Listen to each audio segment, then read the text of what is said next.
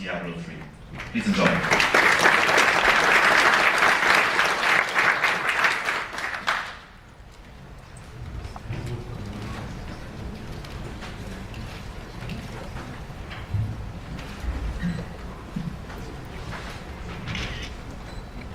All right, hi everyone. As Christian said, my name is Jay Wilson. I'm the game director on Diablo III, and it's Josh Mascara, who's a lead designer on console for Diablo III.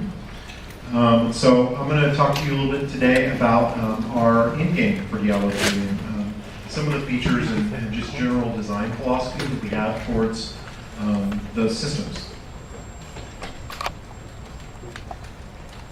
So in Diablo 2 and the original Diablo, a lot of the focus for the in-game was extending the past normal difficulty with new difficulty settings. So you'd finish normal difficulty and then you'd move on to, go ahead, forward. So the normal difficulty was basically the core kind of gameplay experience. It was basically what you call the single player game, although they were always co-op enabled. And once you finish normal difficulty, you unlock the next difficulty, which was Nightmare. So, and that provided, greater challenges and new monsters and new items and things like, well, not new monsters, but more challenging monsters and new items and things like that. And then after Nightmare, you unlocked Hell. So Hell was even further, more dangerous, as you can see. There's a ton of monsters chasing you. It's scary.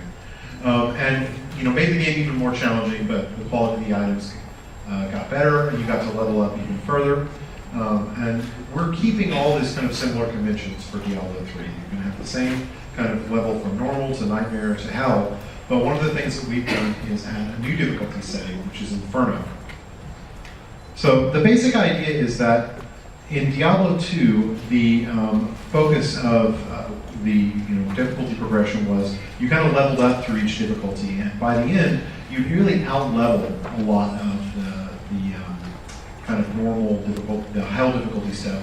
And we wanted to create another difficulty setting that was basically maximum level. You get to max level, and this entire difficulty setting is basically customized for you. So, as I mentioned, this is kind of a max level difficulty. So, the player's maximum level in Diablo 3 is level 60, so the basic monsters that you face in Inferno are all at least level 61. So essentially what this allows us to do is it takes the entire game and kind of flattens it. It says all the content is available at the maximum level and makes the whole game kind of challenging and creates an even greater challenge than players have experienced in the previous games.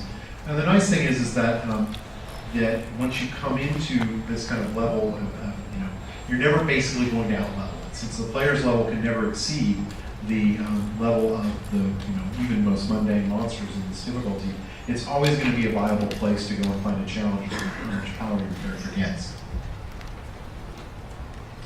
All right, and the nice thing about Inferno is that because it's higher difficulty, it has new sets of items that drop specifically in those areas. We've done a lot of cool kind of item stuff with each of the difficulties, but before we get to that, I'll talk about monster progression. So with each difficulty, we change several things. And the first one is we change how monsters interact with you. So the monsters become harder. And what does that mean? Well, we raise their level, and by raising their level, that essentially changes all kinds of attributes on those monsters. So for example, if a monster is fire resistant, they're more fire resistant at a higher level. Their health increases, their damage increases, their speed, movement speed increases. And in general, they become more aggressive. So we have several attributes that kind of control how often monsters attack and how quickly they will pursue you. And all of those things kind of universally decrease as you go into the higher difficulties.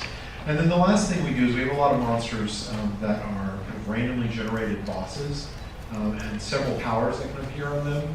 And as you go into the higher difficulties, the number of powers that appear in them increases, and we also have some powers that are unique to the higher difficulty levels. All right, so the next thing we do is focus a lot on items. Now in Diablo 2, when you got to the higher difficulty, you got better items, but they actually used the same art that you saw in normal difficulty. So one of the things we've done in Diablo 3 is that every difficulty essentially has its own items. So here we see the first one's a shot of kind of a mid-normal difficulty wizard.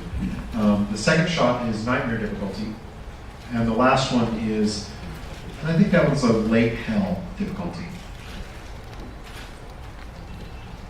So, and this is true for all the classes. Every class kind of gets unique armor looks and unique items as they level up through the entire game.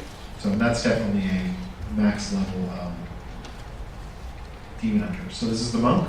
That's our normal difficulty, early nightmare, and Inferno. So as you can see, the visual progression really extends far beyond just kind of the normal playthrough. It gives players something, a reason to continue to level up past normal difficulty. So one of the other things we also focus on is the artisans. So we announced artisans last year, which is essentially crafting. And you can have a variety of different artisans, and each one does some kind of crafting or item enhancement. They have kind of a cart area that you see, you visit them, and as you continue to progress through the game, you'll level those things up. And there are several kind of visual levels of the artisans that are only available in the higher difficulties.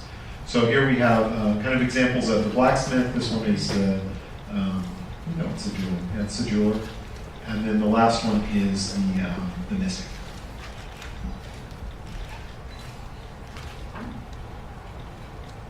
So these are some examples of also some in-game items. We have a suit of armor, the one with the orange lettering. That's a unique item, which means it's been handcrafted by the design team. So the attributes on it are always the same attributes, but the ranges of them can still randomize to have a lower or better quality.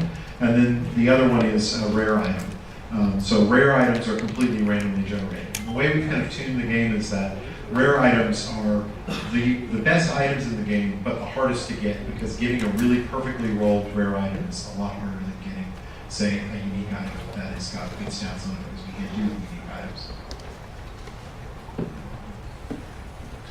So the next thing we talk about is runes. So one of the things that we focused on to extend past normal difficulty as the primary way that you enhance your skills is runes. So the first kind of 2 level of runes are available in normal difficulty, and they let you do a lot of kind of customizing of your skills. But as you get higher into higher difficulties, you'll unlock higher ranks. And each higher rank essentially powers up what that rune does for you. If the rune, say, takes your magic missile spell and splits it into 2 projectiles at rank 1, it splits it into 8 projectiles at rank 7. So, and we've also got gems as a major element of in-game progression. Now, gems are not actually difficulty restricted, but we only drop, say, about the first 5 tiers of gems as item drops, and you have to combine them to get to the higher tiers. So it actually takes an enormous amount of gems to get to kind of the highest quality gems in the game. So we don't really expect people to be doing that until they're well into the end game and continuing to essentially evolve their gems for a long time after they've even reached max level. So and this shot is just kind of an example of the difference between a level 1 character with no items and a level 60 character. So you see we start with 10 attack and 9 precision, and we end up with numbers in the high hundreds. This is also a really good shot to kind of show how vastly the numbers can differ depending on how you customize your character. So in this case, there's over 700 vitality, but under 300 precision. So this is somebody who's focused very heavily on a very defensive build and not a lot on crit, say a crit focus. So every character can really be built very differently from one another.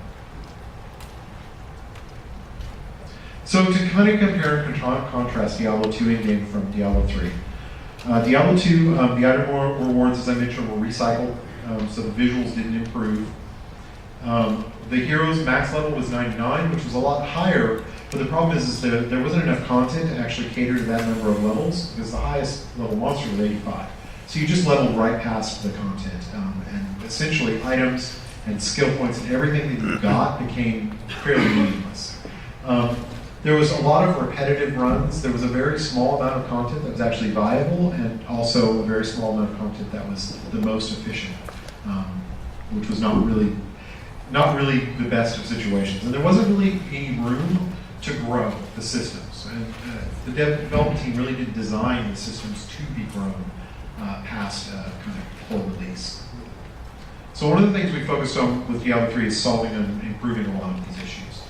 So item rewards are unique per difficulty, so as we mentioned, they have unique visual elements. We capped the level player at 60 so that we had some room to grow. Now we might extend levels, but even if we don't, that provides us is the ability to provide content that is equivalent to the amount of levels that the player actually has.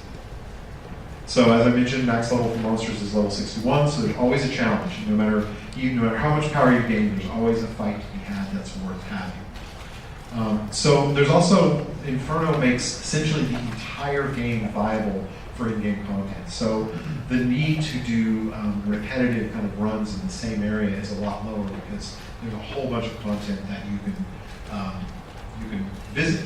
And that's one of the things in the future that we're going to continue to look at, is if we still see people targeting specific areas for efficiency's sake, then we will likely go in and add systems that reward the player for playing a broad diversity of content, which just keeps the game interesting for longer.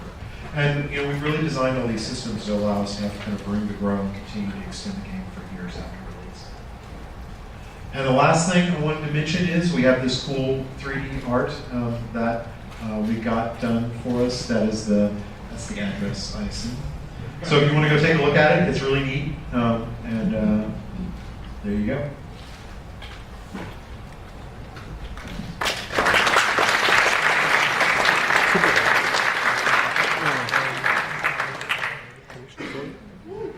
Okay, thank you. Thank you very much, Jane.